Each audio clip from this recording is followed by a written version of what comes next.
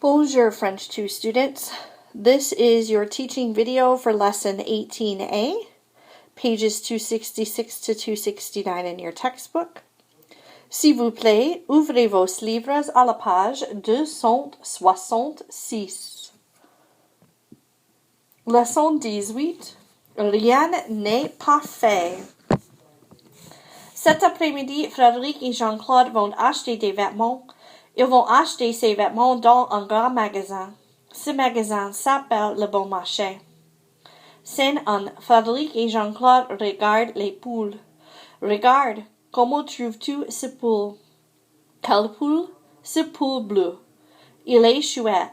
C'est vrai, il est très chouette. Qui regarde le prix. Il est aussi très cher. Combien est-ce qu'il coûte? 200 euros. 200 euros?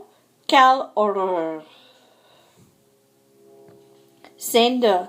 Maintenant, Frédéric et Jean-Claude regardent les vestes. Quelle veste est-ce que tu préfères? Je préfère cette veste jaune. Elle est très élégante et elle n'est pas très chère. Oui, mais elle est trop grande pour toi. Dommage. Scène 3. Frédéric est au rayon des chaussures. Quelles chaussures est-ce qu'il va acheter? Alors, quelles chaussures est-ce que tu achètes? J'achète ces chaussures noires. Elles sont très confortables et elles ne sont pas chères. Regarde, elles sont en solde. C'est vrai, elles sont en solde, mais elles ne sont pas plus à la mode. Hélas, rien n'est parfait. So working through this translation, we just saw at the very end that rien n'est parfait means nothing is perfect. So we have this afternoon, Frederick and Jean-Claude are going to buy some clothes. They are going to buy these clothes in a department store. This store's name is the Bon Marché. Scene 1. Frederick and Jean-Claude look at sweaters. Look. What do you think of this sweater? Which sweater? This blue sweater. It is cool. It's true, it is very cool.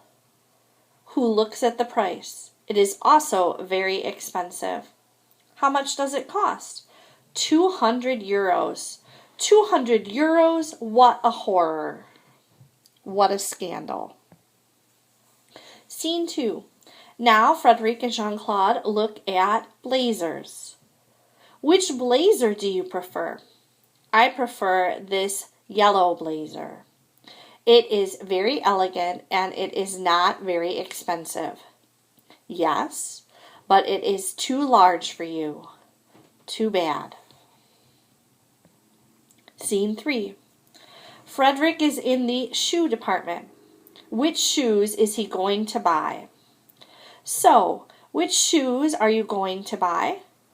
I am buying these black shoes. They are very comfortable and they are not expensive. Look, they are on sale. It's true, they are on sale, but they are no longer in fashion. Too bad, nothing is perfect. So we have the note culturelle about le grand magasin. Le grand magasin est un magasin de 4 ou 5 étages où on peut acheter toutes sortes de produits différents. Vêtements, parfums, meubles, aliments, général, etc. Le grand magasin est une idée française. Le premier grand magasin a été créé en 1852 par Aristide Bourichat. Ce magasin existe toujours et s'appelle le Bon Marché. L'idée de Monsieur Bourichat était d'offrir à sa clientèle une marchandise de bonne qualité à des prix bon marché, d'où le nom Bon Marché. Son idée a été vite copiée dans toutes les villes. So, the department store is a store of 4 or 5 stories where one can buy all sorts of different products. Clothes, perfume, furniture, general food, etc. The department store is a French idea. The first department store was created in 1852 by Aristide Bourrichel. This store still exists and is named Bon Marché. Mr. Boucher's idea was to offer his clients merchandise of good quality at cheap prices. Hence the name Bon Marché, or cheap. His idea was quickly copied in all the towns. So again, they're just kind of saying that the first department stores in the world started in France. So this lesson is about spelling change verbs. And spelling change verbs, the nice thing about them is that they are regular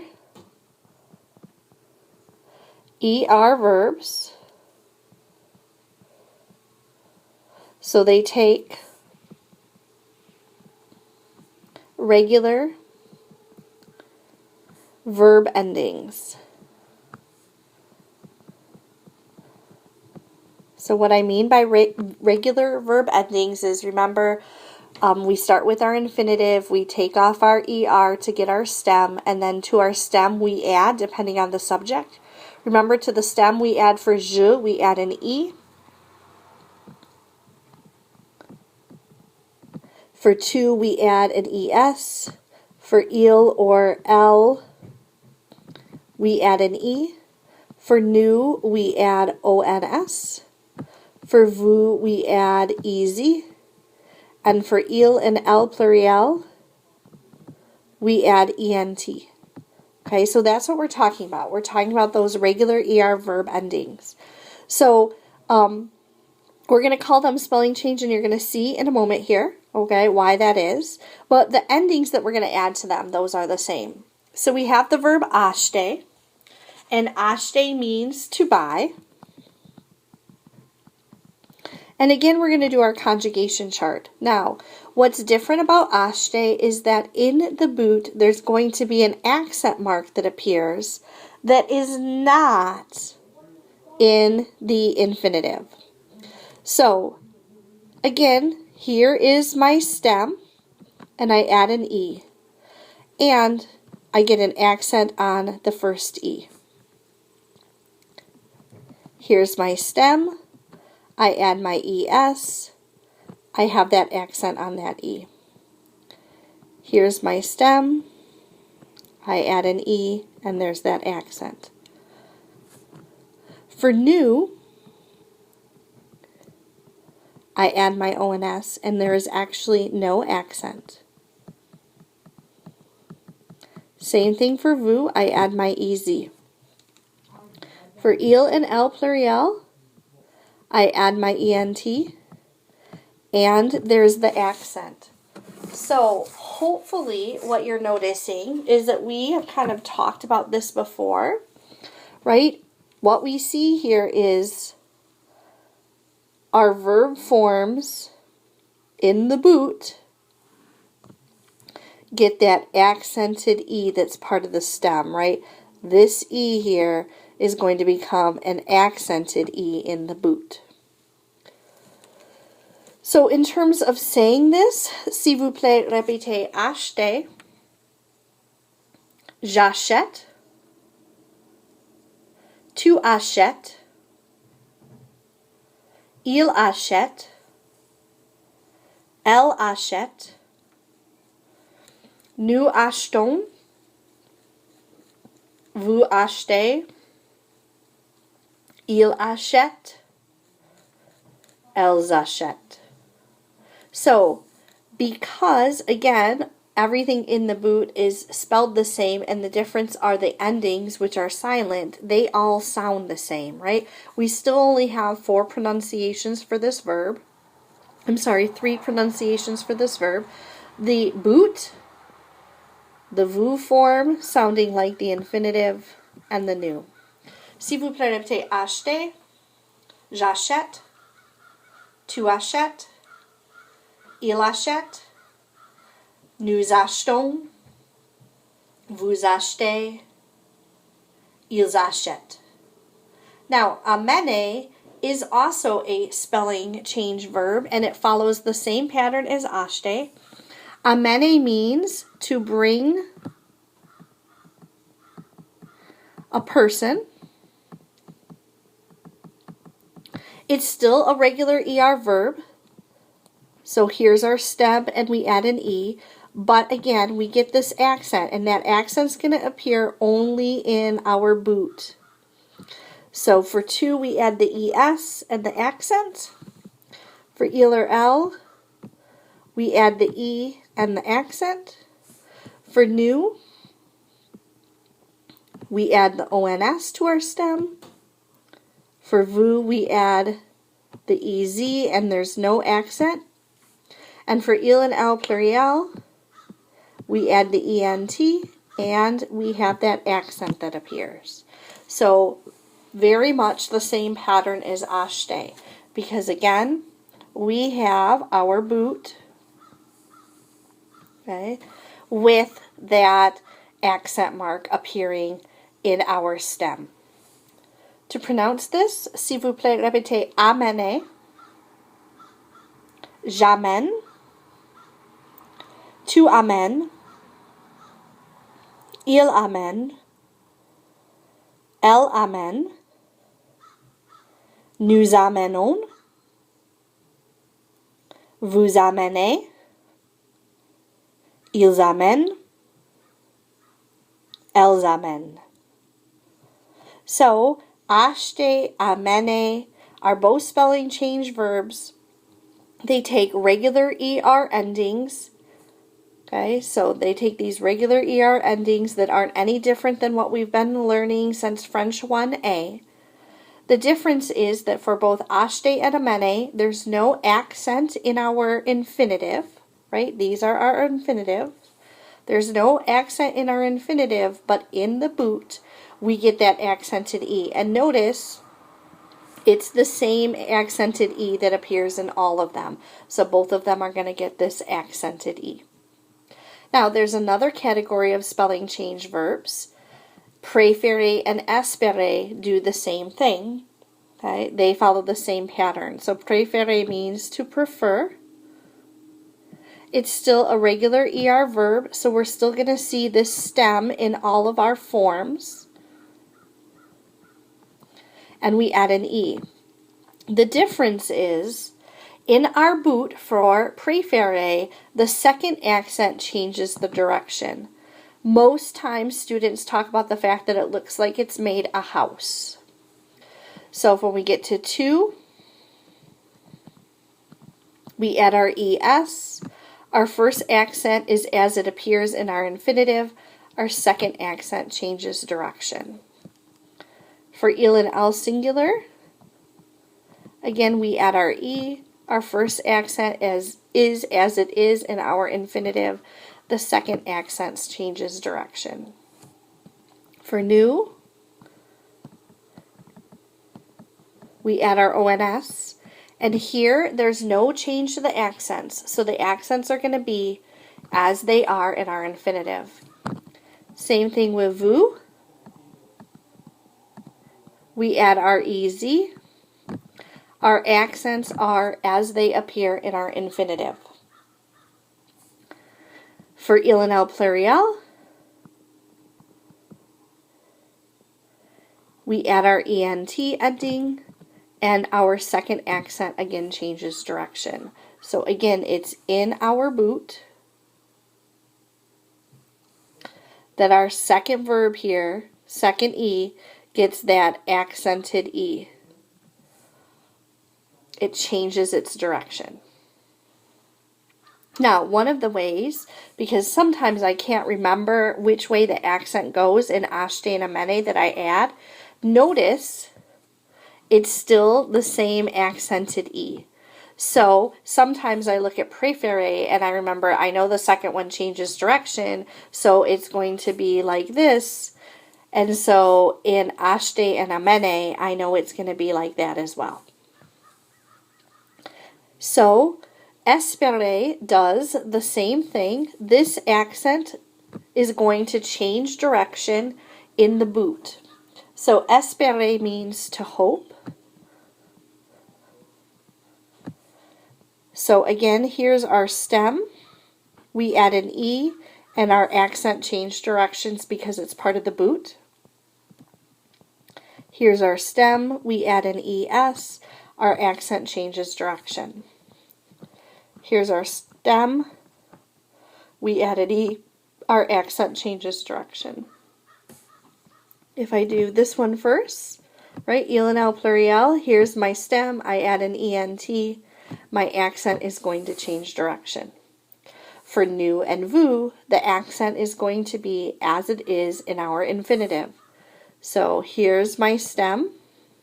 I add my ONS, and my accent is as it is in my infinitive. For vous, I add my EZ, and again, my accent is as it appears in my infinitive. So again, it's in the boot that accent changes direction. And again, it's the same accent that happens in préféré. It's the same accent that appears on amene and acheter in the boot. So they're all similar in that respect. All right, how about pronouncing these? S'il vous plaît, répétez préférer. Je préfère. Tu préfères. Il préfère. Nous préférons. Vous préférez. Il préfère. Espérer. J'espère. Tu espères. Il espère. Nous espérons. Vous espérez. Ils espèrent. So, these are spelling change verbs. That's how I refer to them, okay? And they're spelling change. Again, we call them spelling change because they still follow this pattern of our regular ER verb endings. The spelling change is that we get this accented E in the boot forms of all four of these verbs. So in your textbook, les verbes acheter et préférer, verbs like acheter, to buy, that ended in E, consonant, ER. Verbs like préférer, to prefer, that end in the accented E, consonant, ER. Note the forms of these two verbs in the chart, paying attention to the E in the stem of acheter and the accented E in the stem of préférer. S'il vous plaît, répétez acheter. J'achète. Tu achètes. Elle achète. Nous achetons. Vous achetez. Elles achètent. We're going to do the whole sentence now. S'il vous plaît, répétez acheter. J'achète une veste. Tu achètes une cravate. Elle achète un impair. Nous achetons un jean. Vous achetez un short. Elles achètent un pull. Préférer. Je préfère. Tu préfères. Elle préfère. Nous préférons. Vous préférez. Elle préfère. Now those sentences. S'il vous plaît, répétez. Je préfère la veste bleue. Tu préfères la cravate jaune? Elle préfère l'impair gris. Nous préférons le jean noir. Vous préférez le short blanc. Elle préfère le pull rouge. Verbs like acheter and préférer take regular endings and have the following changes in their stem. Acheter, that underlined E, becomes this accented E, and préférer, the underlined E, becomes the accented E in the je, tu, il, and il pluriel forms of the present. Again, that's what we did here, right? Within the boot, those E's become this accented E. So the yellow box on page 269, verb comme acheter et préférer. S'il vous plaît, répétez acheter, acheter, amener, amener, préférer, préférer, espérer, espérer. Qu'est-ce que tu achètes? François amène sa copine à la boum. Préfères-tu le manteau ou l'impair? J'espère visiter Paris en été. So working through what those questions are saying or what those lines are saying. So, qu'est-ce que tu achètes? What are you buying? François is bringing his friend to the party. And notice that amener means to bring a person. Préférer, do you prefer the overcoat or the raincoat? And I hope to visit Paris in the summer. In French, there are two verbs that correspond to the English to bring. Amener is used for people, and apporter is used for things. So, j'amène une copine au pique-nique. J'apporte des sandwichs au pique-nique. So, in the first sentence, because we're talking about bringing une copine, which is a person, we use amener. In the second sentence, because we're talking about bringing sandwiches, which is not a person, we use apporter. So the first sentence is saying, I'm bringing a friend to the picnic. The second one says, I'm bringing some sandwiches to the picnic. Apporter is a regular ER verb. So apporter means to bring. But again, we're talking about bringing things. So not a person. And it's a regular ER verb, so again, we're going to have our stem and just add our regular ER verb endings. So A-P-P-O-R-T, we added E. A-P-P-O-R-T, and we added E-S. A-P-P-O-R-T, we added E. A-P-P-O-R-T, we added O-N-S. A-P-P-O-R-T, we added E-Z. And A-P-P-O-R-T, we added E-N-T. Remember that there's only going to be 3 pronunciations of these. So the forms in the boot all sound the same. The infinitive and the vous all sound the same.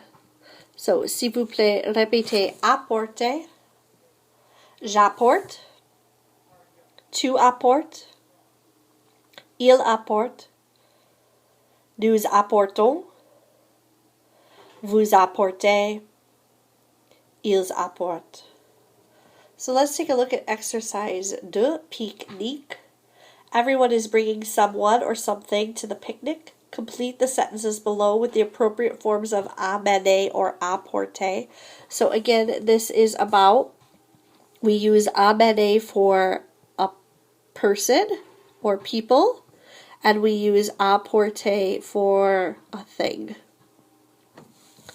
So the example, nous and un copain. Un copain's a person, so it's nous amenons.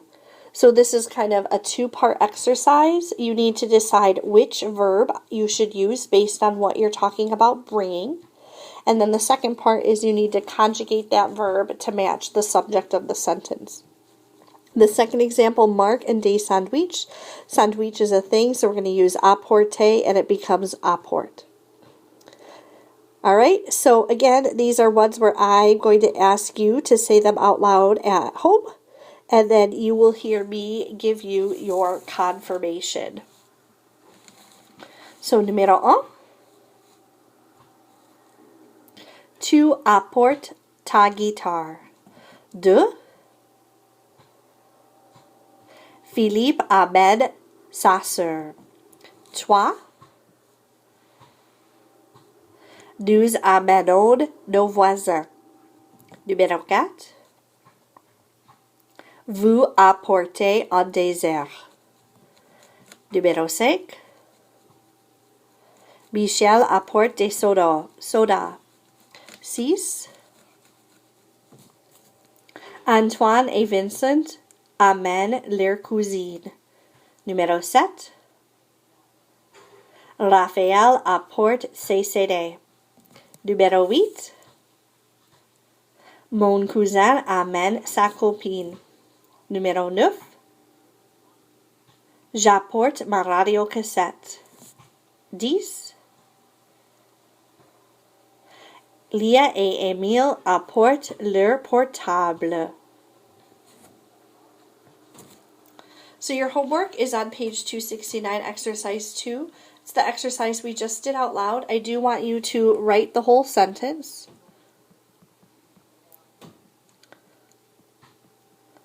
And make sure, again, remember it's kind of two parts.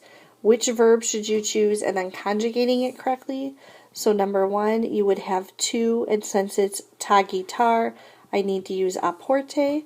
So A-P-P-O-R-T, and I added E-S because it's tu, ta guitare.